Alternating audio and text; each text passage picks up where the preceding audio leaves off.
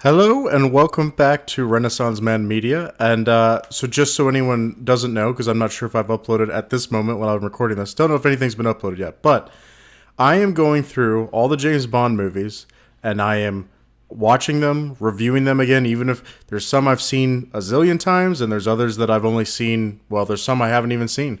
So, I'm going back reviewing them. I've done two other reviews that haven't been uploaded yet, but I may want to switch the format of how I did them. I may want to re-record those videos. I'm not 100% happy with them. But I'm now on my fifth Bond movie. I've watched the two Timothy Dalton ones for the first time, and then I watched two Roger Moore ones, and now I got to my fifth one of me rewatching all these movies. And this is one that I don't think I saw it in theaters, but I saw it like right after on DVD. But this is one that has a special place in my heart, even though for most people it's probably not high up on their list. Oh, and by the way, whenever I get done watching all these again and reviewing them, I want to do individual reviews for each one. But after that, I will definitely do my full-on James Bond rankings. I won't be doing Never Say Never Again or the original Casino Royale because those aren't actual Ian Fleming, or those aren't MGM official movies. So basically, just the originals, or the actual ones, and there's only 25 as of right now. Bond 26, as far as I know, is still, they're not even in pre-production. They're still deciding who their Bond's going to be. They probably don't even know the script yet. So anyway, all right, so the Bond movie that I will be reviewing that I just finished, I watched some of it the night before, and then I just finished it tonight, is Die Another Day. So Die Another Day, just funny to kind of like bring this up. So like I said, most people have a negative reaction about this movie where they're like, this movie sucked, it was awful, all that kind of stuff. Does it have problems? 1,000%. Does it have good points? Yes. So, instead of doing a typical review, or a lot of times when I've done reviews in the past, I'm a little unprepared. I'm better when I'm working with somebody to kind of like have conversations with. But if it's just by myself, I feel like it's better if I take notes, I'm a little more professional, and I try to actually bring you guys something a little bit extra. So, for this, and what I'd like to do for the other Bond reviews, is I want to do pros and cons of each movie. So I wrote down 10 pros, 10 cons of each movie. What should we do first? I feel like everyone would Die Another Day. They want the cons. We'll get to the cons. So I'll give you a brief synopsis for anyone that hasn't seen Die Another Day. And by the way, if you haven't seen it, watch it. I don't want to spoil it. Even if you've heard that it's not a great movie, I still don't want to spoil it for you. Okay? If you're gone, that's it. So, spoilers. The plot of the movie. In the beginning, James Bond gets captured. He's doing a mission in North Korea to stop a general that's trading. He's wanting conflict diamonds and he's trading weapons for it. And basically, Bond stops him. Bond kills that guy. They're on like a hovercraft together and it goes off the side of a cliff, basically. Bond's hanging on, Saved by the Bell, which some people hate that line. For me, that's typical Brosnan. I don't hate that. Like, did I go, wow, that's a great line? No, but so he does that. He basically gets captured, which will lead me into my points. But basically, long story short, he ends up. There's a battle between North and South Korea in the sense of there's a guy that is fighting on the side of North Korea that Bond has to stop at the end. He's accompanied by Halle Berry, who's a American Secret Service person or secret agent, whatever. That's the rough plot. Okay, so let me get into the cons.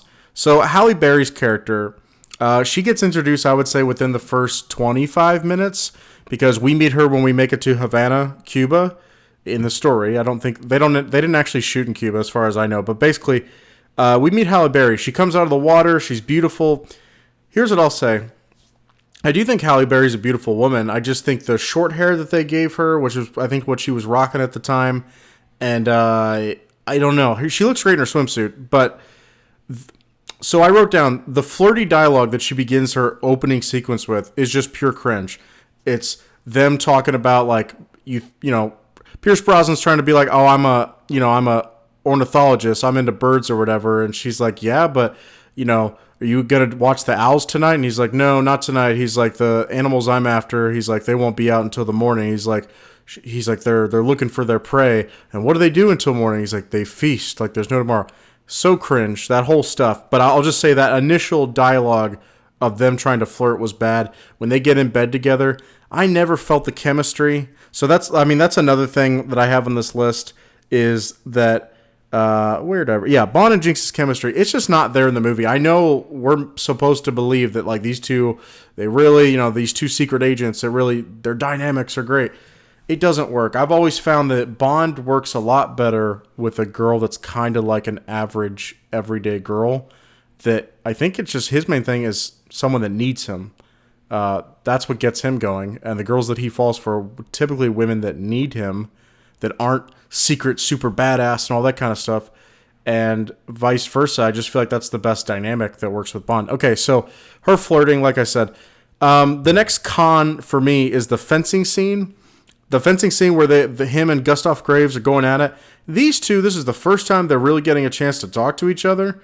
And spoilers, that's actually General Moon, the guy that was at the very beginning that got killed, supposedly. But so anyway, this is the first time that they're actually getting introduced to each other. And, Madonna's in there. She's like, you want to meet Gustav Graves? And he's like, yeah, absolutely. And I don't really know what their shit talk starts from. I think he shows him a diamond, and then I think that's when Gustav Graves is like going apeshit because he knows that he knows about the diamonds. Okay, but it's 0 to 100. They go from okay, let's just do some fencing and like you want to continue, and then it's just like all right, first blood drawn from the torso. Let's use like old school weapons or whatever. Don't get me wrong, the fencing scene is not complete cringe. It's not that. I enjoy parts of that fencing scene. I think if it was done a little bit better, it would have been a great scene. But that being said, it just doesn't make sense that these two would go as crazy as they are when this is supposed to be the first time they met. Oh, I will say one thing as a pro, and this is a tiny pro. I didn't write it on my list, but I will say I do like the setup of them kind of going like, when I first watched this movie and I was a kid, I was 11, I think, 2003, I think was the first time I watched this. And I might have watched it when it came on Spike the first time, but I don't remember what year that was. 03, 04, somewhere in there. So I really like how Gustav Graves in that scene, he's like, have we met before? And James is like, I think I would have remembered meeting you. And it's just kind of cool that it's like, he's, obviously dropping those seeds of like, yeah, we have met. And as he said, it's like, it was right under your nose. You just couldn't like figure it out. He's like, I liked watching you wallow in your ignorance. So yeah, the fencing scene, like I said, just it goes a little too overboard, but there are some good nuggets in that scene, but overall it doesn't make sense why they escalated to that much. I would have liked it if there's like clearly tension there, but maybe even James is like, I'm not sure why this guy hates me this much. I don't know. I think that would have worked a little bit better of like James being like, I've never even met this guy. Why is he like all over me? Clearly he's got something to hide. Okay, so my next con is Gustav Graves in general, his face, the whole movie. Apparently what the rumor is like the director or whoever was leading this was telling the actor that played Gustav Graves, we're wanting you to be like not cheesy, but just like we want you to be like just annoying and like smug and like someone would want to punch you in the face. Like we want that to be the look on your face the whole movie. And I mean that works. He's very smug and he's very annoying and but it's almost comical because like everything is just like people talk about like it's a little over the top where he's like a mustache twirling villain. And yeah, I kind of agree with that because if he had some real moments in there, I would have liked it a lot better. And so shout out to Calvin Dyson and I forgot what I think the guy's other channel is the Bond Experience, but basically there's two guys that just end up talking about Bond. They do great fan debates, whatever. I'm a big fan of Calvin's because he does nothing but Bond. But anyway, they brought up the point, and I'm trying to give credit to them, they brought up the point that probably would have liked the movie if just the original guy that was playing the Korean general, the son of the higher-up general, it would have been nice if he just would have stayed in the whole movie. Don't get me wrong, I don't hate the face-swapping thing, the clinic. I don't hate any of that. That scene's actually pretty good, the clinic. But it's just I'm not saying the actor that plays Gustav Graves is necessarily bad, but the direction that they wanted to take him wasn't good. If they would have taken, because I love the original actor that was doing the Korean guy, General Moon. I thought he did great. So anyway, yeah, Gustav Graves, his face the whole movie, it's just you want to punch it and not like they meant for me to hate this character.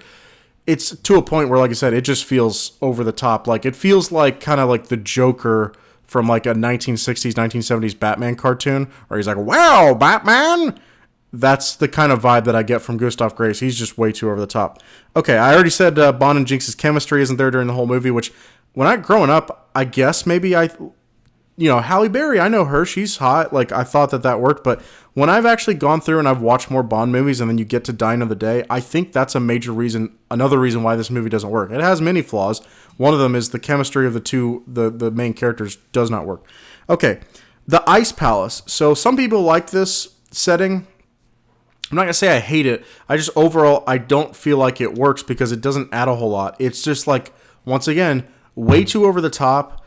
I feel like it doesn't even work as this is feasible that someone would actually make.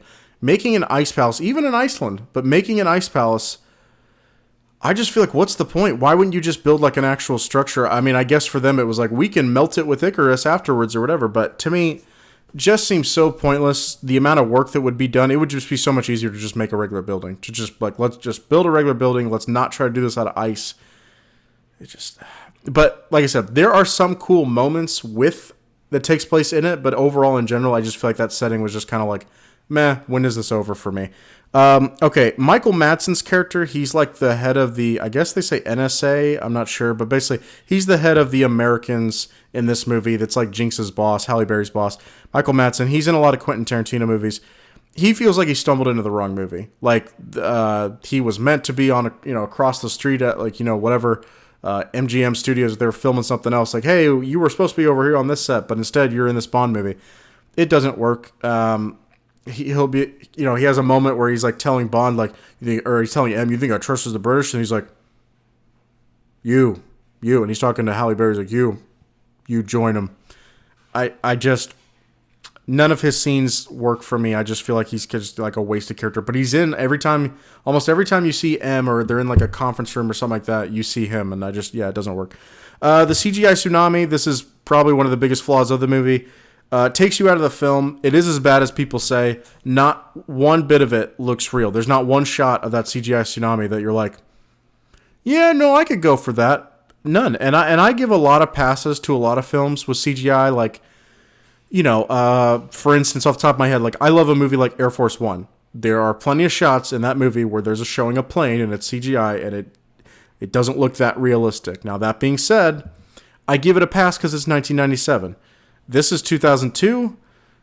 The CGI in general, I don't know if I wrote it on there. Maybe I didn't say it, but the CGI, like the plane at the end, the final act that happens on the plane. Every time they show that plane, that looks fake as crap. And I get it that CGI wasn't where it is now, and I get all that. But for me, I would much rather if I'm the director of that movie, I would have done shots of like from the side of the plane. Like I would have had the plane like maybe parked, or see if I can elevate it and basically see if I can like kind of, do some shots like from the side or showing like the plane and making the audience think it's in the air. But if you can't do the CGI, if the CGI doesn't look good, then just don't do it. Then you can show the plane flying, but the stuff of the fire and everything like that, do the best you can. But there's some also times where you don't possibly need all that. A lot of times, these writers will write themselves in the corner where they're like, oh, it would be so awesome if this plane was disintegrated and Bond and Jinx were trying to get out of it with a helicopter, and right as they get out, the plane explodes. You can do that in a way where you don't need the fake CGI all around the plane. Anyway, the point of what I was talking about the tsunami. Like I said, none of that tsunami stuff works. It's comical. James doesn't look like, he's clearly so fake when he's like sitting there like, ugh. It doesn't work. They went like big in this movie as far as like the budget. It's not as far-fetched as like Moonraker, but it's probably the second most far-fetched script I think that was ever pitched. And I love the plot of this movie. I think overall it has really good stuff, and I'll get into that. But for me, stuff like that is just super far-fetched. But anyway, we'll get into it. The laser sequence where Jinx is like tied up and James has to come and try and save her. And I think the guy's name is Mr. Kill, which is a terrible name. I don't care if it's like, hey, get it? It's like, no, it's just terrible. He's not even a good actor. Like, I don't think that dude did a good job at all. But anyway, that stupid laser sequence that we have to, that fight scene, I think that takes like 5 to 7 minutes, something like that. That doesn't look real. And realistically, one of them would have got sliced or burnt badly. Like, it's not possible to dodge that many lasers that are possibly going that fast. You're not going to do that. But anyway, yeah, I didn't like that scene. And when James, like, or when Jinx presses the button and the guy's like he has a laser go out the back of his head. Okay, I guess it's a cool way for a villain to die, but to me, it's not worth that whole setup. I would have rather just, I don't know, something else happen. Okay, I kind of mentioned this before, but the final act on the plane doesn't have any good moments. I can't think of really any, even when the older general that's the father goes to see his son and the rising of his son. I don't, the acting in that, the older general does a fine job, but the guy that plays Gustav Graves, I just don't buy really any of his stuff. I will say the only scene I really like on that, maybe there's two. There's one where basically the dad, the father of General Moon, so the older General Moon, he's like, what are you doing? The Americans are going to send nuclear warheads at us, like they'll launch nuclear warheads. And he just looks at him and he's like, yeah, and Icarus will swat them from the sky. And the other generals are kind of like sitting there like, yeah, like I know you don't like this because it's escalating shit, but it's like he's got a pretty good plot, like or he's got a pretty good like device, like it's a really it's a weapon that no one can deal with. So I did like that, and I did like it's a little cheesy, but I did like where like James pulls Gustav Graves' parachute right after he's like, can't fight destiny or whatever, or he's like, time to fight destiny. What does he say? He's like, you can't fight destiny, Mr. Bond. And he's like, yeah, he's like, can't fight gravity or something, like, or time to, that's what it is, like, time to face destiny. He's like, time to face gravity, which is kind of weird because technically gravity is not what sucks him into the engine. That's a thrust and a force that's basically the power that's being generated from that engine, the suction, that's what pulls him in. That's not gravity. So anyway, so that I guess is a little messed up that they did that. But in general, like I said, that final plane sequence, there's nothing in there. The fight between Halle Berry and Miranda Frost, I don't really care. Like, I don't really care. There's nothing really in that scene for me. I guess it's kind of cool, the concept of like someone like as like plane's kind of like falling apart, that they can get a helicopter as it's falling and get it to turn up right before they crash. That's kind of cool. But aside from that, no, I didn't really care for that scene. It just seemed kind of tedious. And then lastly, my last con is basically overall the execution and many of the, I said fast edits, but really it's like there's times where they just speed up the footage in this, or they just do weird cuts. It feels very early 2000s, late 90s. It feels like that was in vogue, like the Triple X stuff or whatever. I don't know. But they do that a few times, and I kind of forgot that they did it. But that doesn't work. And then I'll get into it, but basically, I am really happy. The overall plot that they came up with, whoever wrote the original plot, I think they did a good job. But the execution of how everything was directed and how it all panned out was bad. Like, I'm just trying to think of an example. Like, Lord of the Rings, obviously, great book, all that kind of stuff. So, like, you have great source material, but it took someone like Peter Jackson to be like, I'm not going to screw this up. I'm going to make everything work, and all this is going to work inside this world and be believable, and you're going to love these characters. I think whoever wrote this did a great job, but like I said, however it got translated to the screen, there's just a lot of stuff that's like, where I'm all for like, you know, some cheesy lines here and there, but they just went overboard in too many places. Like the famous line George Lucas says in the making of episode 1, I may have gone too far in a few places. Okay, so let's get to the pros. We're at like right under 20 minutes. I hope it's not too long for you, but for me, this is probably my best way that I can go through and review a movie, is just give you my pros and cons. That way I'm giving you a little bit of detail, but not just let's do a hour and a half deep dive about the movie. Okay, so the first pro, Colonel Moon, the guy that plays the younger Colonel Moon, the actor I thought was really good. And once again, like the guys, the Bond Experience guy, I forgot his name, and Calvin Dyson, they both kind of said that like this movie probably would have just been better if you take that guy, that actor, have him be away for a while. And I would have liked it if maybe they did a mask where like he was wearing a mask of a white guy and he was like, I'm Gustav Graves, whatever. But I would have liked it if it's like, reveal I'm actually him. Because that actor is just too good. And I feel like the scenes in the plane where he's talking to his dad and be like, Icarus will swat them from the sky, I think those scenes would have worked a lot better. Now, yes, you have to kind of take away the clinic stuff or whatever, and the face, maybe that would have been a little... The clinic stuff's actually pretty good. So maybe if we could probably alter that. That's the thing. You could probably alter that. But, okay, next pro is the opening sequence where Bond goes away, or doesn't get away. I don't think we've ever seen that with an opening Bond sequence where basically if it's hey, this is life of his, or a day in the life of what James Bond goes through, and he actually gets caught and doesn't get away, and everything's not like him being all cool and slick or whatever. It's like, no, that's not what happens at all. So for me, I really liked it because when you watch it for the first time, you totally think, okay, typical thing. Bond gets kind of captured at first, he's supposed to have his hands up, but basically he holds his hands and he's like basically got it around his watch and clicks to like basically blow the C4 that he put in the diamonds, like the briefcase. That goes off. And obviously I still think that like, realistically he probably would have been shot at that point. But anyway, I didn't have a problem with him like running away, getting away. I think that whole opening sequence is great. Then finally, like I said, when he's like Saved by the Bell and like the younger Colonel Moon falls off, I'm thinking like, okay, I guess he's home free. Like he's going to get away with this. And then nope, he turns around like he's swarmed by North Koreans. The older general's there that was the father. And it took a lot of restraint for that guy. Maybe that's not believable, but it took a lot of restraint for him to not kill James Bond right there and basically be like, I'm going to torture you because you just killed my son. But I think he knew his son was like doing some jacked up stuff. But yeah, I thought that was really cool. And like I said, when he turns away and like the general turns and like the camera starts panning back and we see the like, nope, and the music starts changing, like, nope, James is going to be a prisoner of war in North Korea. It's like, that's some like scary stuff. Which leads me into the next pro, the song sequence. So people give this song, Die Another Day by Madonna, they give it a lot of crap. Now here's what I'll say. Yes, the techno aspect doesn't really work for a James Bond movie. You would want something a little more traditional.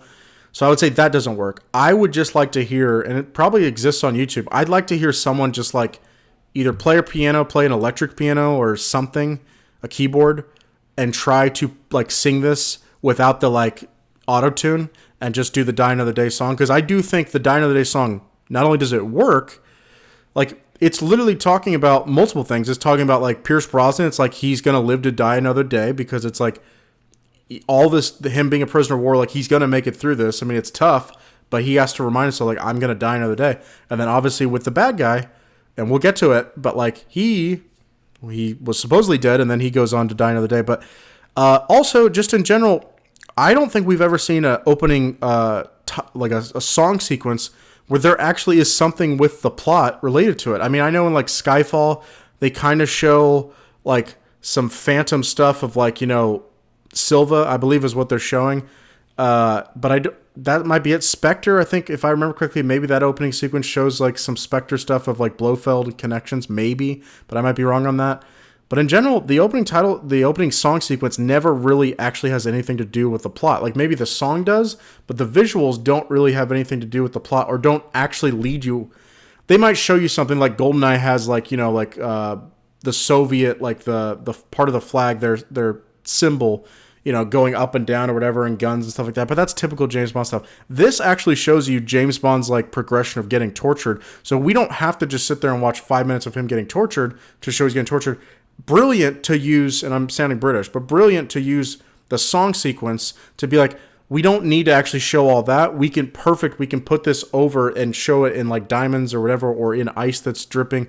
We can show him getting tortured and not have to actually show it, but we can like kill two birds with one stone, do the song and do that at the same time. So I thought that was good. Okay, my next pro, and these are just kind of like cool moments for me or whatever, but when Bond escapes his, being, it's not that he's a prisoner, but basically he's being kind of held against his will by MI6 because like Emma's like, no, like you're no use to anybody right now, and we got to get you checked out and figure out like what whatever. She was wanting to like keep him on ice, and she took away his 00 status, his license to kill and everything, and he was like, okay, screw that, and he busts out of there. And now I will say the backdrop of like when he actually swims up on shore to like that little like dock. That looks fake as crap because obviously that's a fake background, and then like they just recorded that in a studio of him like getting on there. But anyway, that being said, when he gets into the Hong Kong hotel and walks in there and the music's like dun dun dun dun dun dun dun dun, I'm like, and he's strolling in, he's like in his like, it's not a pajama suit, but basically he's in like an unbuttoned, like showing his like unshaved chest, got it unbuttoned. He's got his like, it looks like pajama prism blue pants, whatever, I don't know. Or like, I guess being in a hospital, but like, yeah, he looks like a guy that's like, wow, that's, a rough man. Like, that's a rough man. Anyway, he just strolls in there like he owns the place. And it's kind of cool because, you figure if you're James Bond, you end up helping so many people along the way that like, it's cool to see like a just random, like this guy in Hong Kong is like, yeah, sure, Bond. Like, he's like, I want the presidential suite. And the guy's like, yeah, open that up immediately. because Bond has done so many favors for other like agencies, countries, whatever, that it's cool to see like his friends. But yeah, I just love that's a cool moment that only James Bond could roll into a hotel like that, looking like a homeless guy, and get top notch, like presidential suite like service. It's just cool to me. And to me, that is a Bond moment that I love. Okay, the next pro that I have is the unveiling of the V12, the Vanquish, Aston Martin. I love that car. I think it looks so awesome. But just I love when it comes out like it's not a dolly, but basically it's coming on the track, and he's like, "Here's your new transportation." That's Q, played by John Cleese, and Brosnan's like, "I think you've been down here a little bit too long." And he's like, "No." He's like, "I don't joke about my work." And then he shows him. He like walks behind the car, and you see like the visual kind of distort. I think it's cool. Like I said, that car, we can get into a little bit more here in a second, but that car is pretty awesome in my opinion. It has just the right amount of screen time, but yeah, it's really cool. So I just thought that in general. Normally, when Bond gets, I'm not gonna say always a car, but when he gets a cool gadget, it's a cool part of the film. Which, by the way, I didn't write this in my pros, but I like John Cleese. If anyone was gonna replace the guy that played the original Q, Desmond, I forgot, Llewellyn, I think that might be his name, but whoever, like, John Cleese replacing him, I thought did a really good job, and granted, he's really only in 2 films. He's halfway in World Is Not Enough, replacing him, although that was the last one we had with the original Q, and this one he takes over full time. I would have liked if in the Craig movies they would have kept John Cleese's Q, but maybe he either didn't want to do it anymore, or maybe they just didn't offer it to him. I don't know. I thought he was good, and I thought he blows the new guy that was in the Craig movies, Ben Whishaw, I think was the guy's name. I don't like Q as like this young, like hipster guy. I just don't. I like it as like an old, like tech guy. Because to be honest, stuff like tech, we always do the whole, like, it's the kids or the future. The kids are great with computers, but a lot of like the practical stuff, you only learn like through time. I'm a aircraft mechanic, and you only get better with like time and experience because you come across more stuff, whatever. It's the older guys that have all the knowledge, and that's what they get paid for. So in my opinion, Q really only makes sense to be an old guy. I can't picture Ben Whishaw being like, "Yeah, I fixed this for you. I worked on your car." Like, I don't think he knows anything about cars. Okay, the next one. So this might be my biggest pro, and I know this is such a small thing, so people can like be like, "Dude, that's no wonder the movie's not that good." Okay, so when in these Bond movies, when the title of the movie gets said, it can be a really cool moment, or it can be like, "Oh, that's kind of cheesy." Okay, so in this one, Gustav Grace is in his like ice palace, and James has just freed Jinx, and he's like, "I got a score to settle," and goes in there. Anyway, you see like a figure walk into the office. You see that it's Gustav Graves in his tuxedo, and he walks in, and it looks like someone sitting at the front seat. Anyway, a little like shield goes down, and James has his gun pointed at Gustav Graves, and he's like, "So you live to die another day," and I love that line. And like I said, I know this movie's not perfect, but I love that line. It's so Bond to me. And Brosnan has, for every cheesy line that he has with Jinx, or like, with his version of flirting or whatever, he's got another great line. His revenge stuff in this movie, I feel like works perfect. So I love that. Okay. Here's the next one. So after that, he escapes that with using the ring on the glass floor, which I think is cool. I didn't write that as a pro, but that's a cool scene. Anyway, later on, him and Zhao, the henchman, are having at it with their cars going at it, and Bond has the moment where a missile's coming at him, and he's on the ground, and he presses his ejector seat and flips up and dodges the missile. Obviously, that's a great moment. I didn't put it in there because I feel like most people know about that scene and know it's an all-time great Bond moment. But for me, like, there's the cool part about like when Zhao like is going at Bond, and Bond like has to back up, go invisible, back up, and Zhao keeps going and like crashes. Obviously, that's cool. That's really cool that the car used its ability in a cool way. But my biggest thing is when he goes back down there, whips around, and Zhao's like getting out of his car, and Bond's like, "I'm not letting this dude live anymore. Like, I'm tired of this crap." He just pulls out his pistol and just looks at the sky and just shoots the rope that's holding that big ice chandelier. The look on Brosnan's face is just like, I am cold, heartless, don't care, not in the mood to like save people's lives right now. I mean, he saves Jinx's life, but he's just like, "No, you're dying, dude." And yeah, shoots it, the chandelier falls on him, and all you see is just blood. I think that's a great scene, great moment. Okay, so next for a pro. So the purpose of Icarus, the satellite, Gustav Graves tries to say like, yeah, it's to, what if we had a second son and like, we could harvest crops all year long, all that kind of stuff. Like, wouldn't that be cool? It's like, all right, but the true purpose of it being that it could wipe out all the landmines that separate North Korea and South Korea so North Korea could invade South Korea and unify it again. I think that's really cool. And I like the concept of like, when you really think about it, you'd have to launch like, I guess you would just have to launch like multiple missiles from different angles for that thing not be able to like, vaporize them. But still, it is cool to be like, they try to fire a missile at it to take it down, and like Icarus basically turns, and it's like it's auto defense. It turns and gets the heat of the sun and just reflects it at the missile and burns it up. I think that's pretty cool. So in general, I just think, like I said, the overall plot, and I'll get into it here in a second, but that part is really dope. I got to give props to the chick that played Miranda Frost. I forgot what the girl's name is. This is gonna bother me. You guys can look it up. The lady, she was in Gone Girl. I think she's in a few other stuff. She's actually a really good actress, because Gone Girl really only works Ben Affleck's good, but it works because she plays her part so well. But anyway, no, I liked her. When I say I liked her character, I didn't like I wouldn't want to be best friends with her character, or like, be like, hey, like, I want you to be my girlfriend, because I couldn't trust her. But I do think what they did with her character is nice, because when you first meet her, she does come off as like a prude, and it's like, oh, I know where this is going.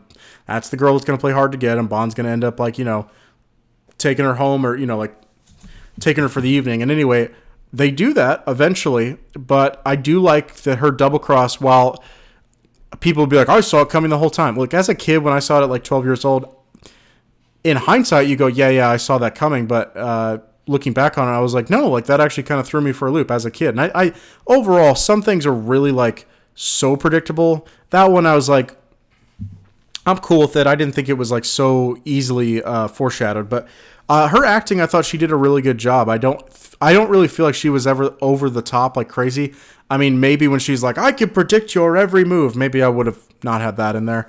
And maybe not have the like, did Bond show you his Big Bang Theory or whatever? Like, and I got the thrust of it. You didn't need those lines. But in general, I thought her performance was pretty good. And then lastly, like I said, the overall plot of this movie, I think, is underappreciated. People, we've seen this done before. Look, I'm just telling you, I don't remember a Bond movie that deals with North Korea and South Korea. Maybe I'm wrong, but I don't remember one. I really like the concept of a guy you think is dead coming back, but in the skin of somebody else. I think that's pretty cool. And I like the concept of like using a satellite that can like harness like heat from the sun and basically being able to direct it and scorch the earth to help North Korea take over South Korea. And like they say, like Japan's a fly, we'll swap them, whatever. I think that's pretty cool. I guess my favorite thing for the plot is just the concept of James Bond being a prisoner of war, being tortured. Like that, I still think is one of the best opening parts to a Bond movie, maybe ever. So I think all that's great. All that works. Him being betrayed, I think all that's awesome. The clinic, like I said, that is actually some pretty good stuff. Aside, like if Jinx wasn't there, I honestly think the clinic stuff would be like, maybe not 10 out of 10, but like 8, 9 out of 10. It'd be like, oh, that's great stuff. It's really, for me, like I guess when I'm getting to the pros and cons of this movie, the first half of the movie's pretty solid, I think. And then once the Ice Palace stuff happens, the laser stuff, I think that's when it starts going downhill. And really, it's the final act that just doesn't work at all for me. And then the CGI tsunami. That's what kind of gives this movie a bad rep. Overall, my ranking system, this is a guilty pleasure for me. Like I said, most people wouldn't like this, but for me, this is above $5 bin, because for me, this is like, no, I have parts of this movie that I genuinely enjoy. And Pierce Brosnan, I go back and forth. I think Sean Connery was overall the best person to play Bond, because he matched the perfect split of, I need to be able to like romanticize any woman and like, be charming and all that stuff. And he can be, but a split second, I could be deadly. So when Sean Connery walks into a room, and I've said this before, when Sean Connery walks into a room as James Bond, if you're someone that doesn't know he's a secret agent, you could be like, that's a wealthy gambler. That could be, an owner of a company or whatever. And he can be charming and all that. But it's also believable when like you're like, he's also dangerous. Daniel Craig, I feel like when he would walk in, you go like, that guy's probably going to kill me, because he doesn't come across to me as like super charming. I feel like he's really trying hard when he's charming. Pierce Brosnan's charming. And he's my personal favorite Bond because he's the one I grew up with. So that's why a movie like Die Another Day that most people would be like, oh, this is at the bottom of the Bond movies. I'll get to my rankings here.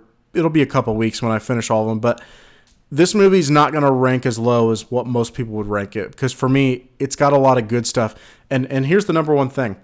As a Bond movie, what you don't want to be is boring. I've watched some Bond movies here lately, and I'm like, yeah, they're okay. But there's not a whole lot of moments I feel like I love. There's just like moments I'm like, yeah, that was fine. That was fine. But to me, being a boring James Bond movie is the worst you can be. So I'd much rather have a Bond movie that's like, that was super crazy and interesting, far-fetched at times and doesn't always land and comes across as cheesy. But look, they were trying stuff and it was interesting. Like, I kept my attention. I'd rather have that than like, well, they took it super serious, but it was kind of just boring because they didn't take any chances. So anyway, that's my review for, where is it? That's my review for Die Another Day. I would, like I said, for me, it's a guilty pleasure. I don't expect most people to own that movie unless you're a James Bond fan. But anyway, that's it. The next movie that I will be reviewing, I'm doing random number generator to decide which one it is. And I got lucky because as of right now, like I said, I'm going to rewatch them and then rank them. But as of right now, I think it's my favorite, and it's GoldenEye with Pierce Brosnan again. So it's his opening one from 1995, his first stint as Bond, his first movie. I love that movie. Obviously, I'm a 90s kid, so I grew up playing GoldenEye. It was my first N64 game, along with like a couple other ones, but it was one of 4 first video games that I had on N64, and I loved that game, and I loved the movie.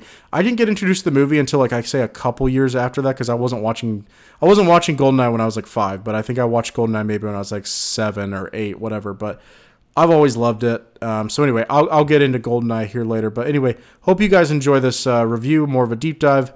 Like, comment, subscribe, and yeah, have a good one.